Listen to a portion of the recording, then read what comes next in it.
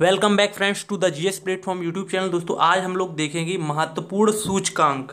दोस्तों हर परीक्षा में चाहे कोई भी परीक्षा हो उसमें एक प्रश्न सूचकांक का अवश्य आता है। अब इस सूचकांक क्या होता है, किसी भी चीज़ की एक रैंकिंग बनती है। जैसे विभिन्न देशों की गरीबी के मामले में पहले दूसरे तीसरे या चौथे नंबर पर कौन कौन से देश आते हैं, इनकी एक रैंकिंग बनती है, उन्हीं को सूचकांक कहते हैं। चाहे गरीबी के मामले में, शिक्षा के मामले में, रोजगार के मामले में हो, स्वास्थ्य के मामले में, सभी की एक रैंकिंग बनती है। तो उसी रैंकिंग के आधार पर यहाँ पर प्रश्न बनाए गए हैं। और मैं आपको बता दूं कि जो भी रैंकिंग होती है वो वर्ष के अंत के महीनों में नवंबर दिसंबर में ही जनरली जारी होती है। तो इस वीडियो में हम लोग 2017 की सभी रैंकिंग को देखेंगे, क्योंकि 2018 की जो भी रैंकिंग होगी वो वर्ष के अंत तक आएंगी, जो महत्वपूर्ण होंगी। तो इस वीडियो में हम लोग 17 की रैंकिंग देख रहे हैं। तो अगर आप इस वीडियो की पीडीएफ को डाउनलोड करना चाहते हो तो इसके डिस्क्रिप्शन बॉक्स में जाइए और वहाँ पर पीडीएफ की लिंक पर क्लिक करके उसको डाउनलोड कर लीजिए। तो चलिए शुरू करते हैं। तो पहली आपकी है यहाँ पर ग्लोबल जेंडर गैप रिपोर्ट 2017 की। यहाँ पर सभी रैंकिंग दी गई हैं जो कि अंत में आई हैं, नवंबर दिसंबर में आई हैं, तो आपके लिए बहुत महत्वपूर्ण है। तो ग्लोबल जेंडर गैप क्या है? स्त्री पुरुष यानी लड़का लड़की के जनसंख्या का जो अनुपात है, उस अनुपात में भारत का स्थान कौन सा है? 108वां, यानी कि बहुत खराब रैंकिंग है। यानी कि पुरुषों की संख्या में स्त्रियों की संख्या बहुत कम है, और इस मामले में भारत 108वें स्थान पर है। और यहाँ पर एक और पॉइंट हमने यहाँ पर दिया है, इसमें शीर्ष देश कौन है? तो आइसलैंड। यानी कि आइसलैंड में जो जेंडर का गैप है यानी लिंगानुपात है वो बिल्कुल सही है। ठीक है, तो ये सब चीज़ें आपको यहाँ पर देखनी है। आगे देखते हैं दूसरा, ease of doing business report. दूसरी आपकी है ranking ease of doing business. इसका मतलब होता है कि किसी देश में जो भी हम व्यापार करते हैं, जो भी हम लोग व्यापार करते हैं तो कितनी आसानी से कर सकते हैं। जैसे अगर कोई विदेशी कंपनी भारत में आती है, यहाँ पर निवेश करती है, तो वो सोचती है कि हम ऐसे राज्य में निवेश करें जहाँ पर हमें सुरक्षा मिल सके, वहाँ पर जो ब्यूरोक्रेसी है उससे हमें बिल्कुल छुटकारा मिल जाए और आसानी सब चीज़ें हो जाएं। तो वही आपकी ईज ऑफ डूइंग बिजनेस है। इस रैंकिंग में भारत को 2017 में 100वां स्थान मिला है, और इसमें पहला स्थान न्यूजीलैंड का है। इसका मतलब न्यूजीलैंड में व्यापार करना, औद्योगिक फैक्ट्रियाँ लगाना बहुत ही आसान है। तो ये हम जो तीसरे कॉलम में हम जो भी देश लिख रहे हैं वो इसमें पहले स्थान पर हैं, और जो बीच वाला कॉलम है इसमें हम भारत की स्थिति देख रहे हैं कि भारत का इसमें रैंकिंग में कौन सा स्थान है। क्योंकि भारत का पूछा जाएगा या तो टॉप कंट्री पूछा जाएगा, तो वो हम देख रहे हैं। नेक्स्ट है वैश्विक भूख सूचकांक। तो भारत का स्थान 100वां है, यानी कि बहुत ही खराब रैंकिंग है इसमें भी भारत की। और इस मामले में पहले स्थान पर बेलारूस देश है। ठीक है, यहाँ पर मतलब भूख का कोई इश्यू नहीं है, जबकि भारत में 100वां स्थान है। इसका मतलब भारत में काफ़ी लोग भूखे रहते हैं। तो ये आपका भूख का सूचकांक था। आगे देखिए वैश्विक आतंकवाद सूचकांक, यानी आतंकवाद प्रभावित देशों में भारत का कौन सा स्थान है? तो दोस्तों इसमें 8वां स्थान है, यानी कि भारत टॉप 10 कंट्रीज में शामिल है जो कि आतंकवाद से पीड़ित है, प्रभावित है। तो देखो 8वां यहाँ पे इसका रैंकिंग है, और इसमें सबसे अधिक जो पीड़ित देश है वो है इराक। ठीक है, नेक्स्ट देखिए वैश्विक जलवायु परिवर्तन सूचकांक। इसका मतलब यह है कि जलवायु क्लाइमेट चेंज जो होता है उसमें भारत का नंबर 14वां है। यानी कि ये भी एक बहुत ही सीरियस इश्यू है कि हम लोग टॉप 20 में आ रहे हैं। और जो फर्स्ट नंबर पे है स्वीडन। यहाँ की जो इकोनॉमी है, वहाँ का जो एनवायरनमेंट है बिल्कुल अच्छा है, यानी कि वहाँ पर कोई भी जलवायु परिवर्तन जैसी समस्याएं नहीं है। जबकि भारत में हो सकती हैं, क्योंकि हम देखते हैं समय पर वर्षा नहीं होती है, सर्दियों की ऋतु में सर्दी नहीं पड़ती है, ठीक है, गर्मी अधिक पड़ रही है। ये सब क्या है? जलवायु परिवर्तन की संकेत है। तो इस मामले में भारत का 14वां स्थान है।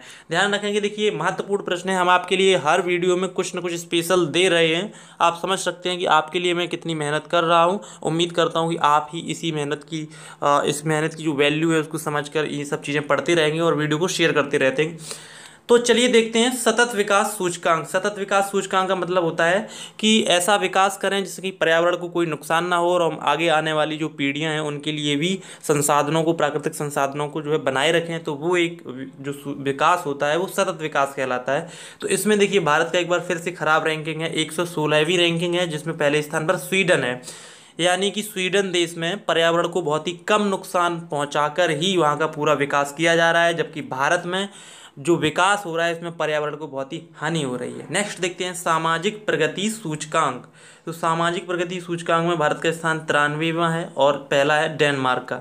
यानी कि जो समाज में प्रगति हो रही है इस मामले में भी हम लोग पीछे ही हैं, बहुत ही खराब रैंकिंग है। आगे देखते हैं हम लोग वैश्विक शांति सूचकांक, किस देश में कितनी शांति है, लोग कितने शांतिपूर्ण तरीके से रह रहे हैं, कोई प्रॉब्लम नहीं है।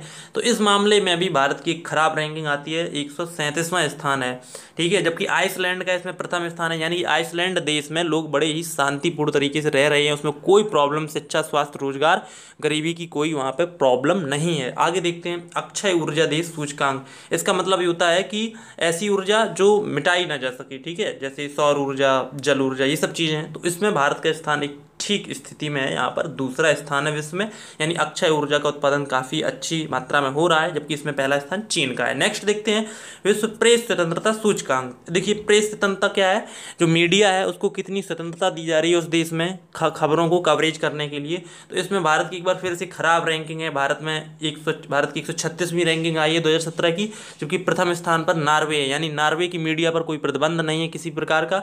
और भारत का 136वां स्थान दर्शाता है कि भारत की मीडिया पर बहुत ही ज़्यादा सरकार का प्रभाव रहता है, या किसी का भी हम कह सकते हैं, सरकार का न कह सकते हैं, या फिर किसी भी चीज़ का प्रभाव हो सकता है, यानी कि मीडिया को इतनी आज़ादी नहीं है जितनी कि अन्य देशों में है।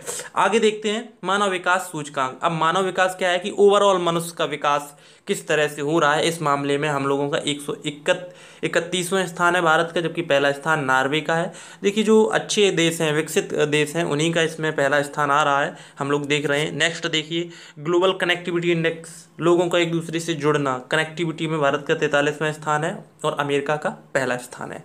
नेक्स्ट है यात्रा एवं पर्यटन प्रतिस्पर्धा सूचकांक। पर्यटन और यात्रा के क्षेत्र में जो प्रतिस्पर्धा है उसमें भारत का 40वां स्थान है और स्पेन का इसमें प्रथम स्थान है।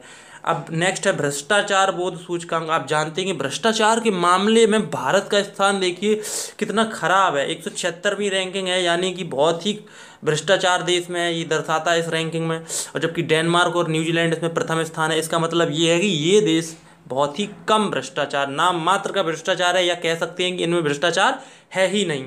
तो हम लोग देख सकते हैं भ्रष्टाचार रैंकिंग में भारत की 176वीं रैंक है। आगे देखते हैं लोकतंत्र सूचकांक, यानी कि लोकतंत्र सूचकांक में भारत का 32वां स्थान है, यानी कि भारत में जो शासन संस्था है वो जनता के द्वारा संचालित होती है, इसमें जनता का वास्तविक हाथ है कि नहीं, तो इस मामले में 32वां स्थान है और नार्वे का प्रथम स्थान है। नेक्स्ट है इंटरनेट स्पीड सूचकांक। तो इसमें भारत का 109वां स्थान है, जो कि नार्वे का इसमें प्रथम स्थान है। अब ध्यान रखेंगे जो इंटरनेट सूचकांक है वो मैंने 2018 का लेटेस्ट में शामिल किया है, क्योंकि ये मार्च में ही क्वेश्चन ये आया था, मैंने यहाँ पर शामिल कर दिया है, बाकी की सभी 2017 के हैं, ठीक है। आगे देखते हैं हम लोग। अब इंटरनेट सूचकांक वाला मैंने आपको जो बताया इसमें क्या है कि इंटरनेट की स्पीड किस देश में सबसे अच्छी है, ठीक है। तो भारत की स्थान 109वां वहाँ पर है, इसका मतलब अच्छा ही नहीं है। नेक्स्ट है विश्व मानव पूंजी सूचकांक। मानव की जो पूंजी है उसमें भारत का स्थान 133वां है, नार्वे का इसमें प्रथम स्थान है। नेक्स्ट है आपका ग्लोबल साइबर सिक्योरिटी सूचकांक, यानी कि इंटरनेट की जो सिक्योरिटी है, हम लोग देखते हैं कंप्यूटर हैकिंग होती रहती है, किसी की वेबसाइट हैक हो गई, फेसबुक से डाटा लीक हो गया, ये सब जो चीज़ें हैं इनमें भारत का स्थान 23वां है, सिंगापुर का इसमें प्रथम स्थान है। ग्लोबल साइबर सिक्योरिटी सूचकांक में आपका सिंगापुर का प्रथम स्थान है। आगे देखते हैं यहाँ की सिंगापुर में कोई प्रॉब्लम अधिक नहीं है। नेक्स्ट है आपका अस्थिर राष्ट्र सूचकांक। तो अस्थिर राष्ट्र सूचकांक में भारत का स्थान 72वां है, जबकि दक्षिणी सूडान का जो रैंक है वो पहले पर है। इसका मतलब दक्षिण सूडान सबसे अस्थिर देश है, यानी कि यहाँ की सरकार में कोई विश्वास नहीं है, बहुत ही कम है, कहने का मतलब ये है। और भारत का भी कहीं एक औसत रैंकिंग है, 72वां स्थान है, ठीक है। तो ये आपका ध्यान रखेंगे। तो कुल मिलाकर अभी हमने यहाँ पर डिस्कस कर लिया है कि ये जो इंडेक्स हैं, लगभग मैंने 20 क्वेश्चन यहाँ पर कवर किए हैं, तो आप इनको याद कर लीजिए बिल्कुल अच्छी तरह से, और उम्मीद करता हूँ कि आपको वीडियो पसंद आएगा। और अंत में बस यही कहूँगा कि अगर आपको ये वीडियो पसंद आता है तो इसको शेयर ज़रूर करें। तो मिलते हैं अगली वीडियो में, तब तक के लिए नमस्कार।